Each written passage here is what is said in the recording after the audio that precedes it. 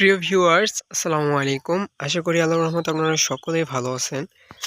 এই দেখতে পারতেছেন আমার করলা প্রজেক্ট। আর আজকে হচ্ছে আমি করলা গাছের তৃতীয়বারের মতো হচ্ছে কাটিং দিতেছি।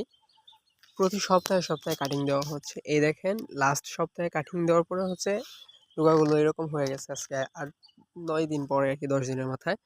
তো এইগুলো হচ্ছে আবার কাটতে হবে। একদম মাচা পর্যন্ত, মাচা হচ্ছে ৫ ফিটের ৫.৫ ফিটের উপরে আছে, প্রায় ৬ ফিট। মাচা পর্যন্ত হচ্ছে আমি কোনো ডগা রাখতেছি না। কারণ হচ্ছে নিচের যে ডগাগুলো আছে, এগুলো যদি আমি রেখে দেই, এগুলো হচ্ছে পর্যাপ্ত পরিমাণে রস খেয়ে ফেলে গাছের, যা আমাদের কৃষকের জন্য বেশ ক্ষতি সাধন করে। বিশেষ করে যদি আপনাদেরকে আমি বিষয়টা বুঝাই যে এই যে ডগাটা, এই ডগাটা আপনি দেখেন, এই ডগা দেখেন, এই যে দেখেন, ডগার কিন্তু গ্রোথ খুব বেশি সুবিধাজনক নয়। আর এই দেখেন, এই ডগায় কিন্তু যে করলা, সেটারও কিন্তু দেখা যাচ্ছে না। কিন্তু এই ডগায় গাছ থেকে পর্যাপ্ত পরিমাণে পুষ্টি শুষে নিচ্ছে, যার কারণে গাছের উপর দিকে বৃদ্ধিটা কম হবে। তাই আপনাকে হচ্ছে মাচা অবধি, মানে মাচায় ওঠার আগ পর্যন্ত সকল ডগা কেটে দিতে হবে। এখানে দরদ দেখানোর কিছু নাই। আমি হচ্ছে যদি আরো ছোট থাকতে কাটতে পারতাম তাহলে আরো ভালো ছিল। অনেকগুলো ছোট থাকতে কাটছিলাম, আবার অনেকগুলো কাটতে পারি নাই। দেখেন, অনেকগুলো গাছ একদম মাচায় উঠে গেছে, আবার অনেকগুলো গাছ পুরোপুরি মাচায় উঠতে পারে নাই। যেগুলো নিচে বেশি ডগা ছিল সেগুলো উপরে খুব বেশি একটা বড় হয় নাই। দেখেন, এটা খুব বেশি একটা বড় হয় নাই।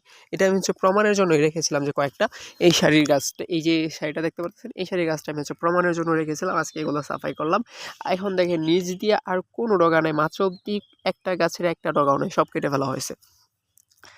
এগুলা কেন কাটবেন? ধরেন, নিচের যে ডগাটা আছে, এটা যখন বড় হওয়া শুরু করবে, গাছের পুষ্টি সবার আগে পাইতেছে, আর উপরের ডগাগুলো পাইতেছে পরে। সে সর্বোচ্চ পুষ্টি নিয়ে, যেই পরিমাণ পুষ্টি থাকবে, তারপরে সেটা উপরের দিকে যাবে। কিন্তু যার কারণে তার আপনার শুরুর দিকে তার গ্রোথ হবে প্রচুর পরিমাণে, কিন্তু পরবর্তীতে দেখবেন সে গ্রোথ পাচ্ছে না, তারপরে হচ্ছে তার ডগায় ফলন আসতেছে না। তাই আপনারা যদি দেখেন, এই দেখেন একটা একদম গাছের গোড়ার ডগা, কিন্তু কত একদম মানে গ্রোথ দেখছেন, কিন্তু এটা খুব বেশি একটা সুবিধাজনক হবে না। তাই আপনারা দরদ না দেখায় হচ্ছে এগুলা প্রতিনিয়ত কাটা দিবেন।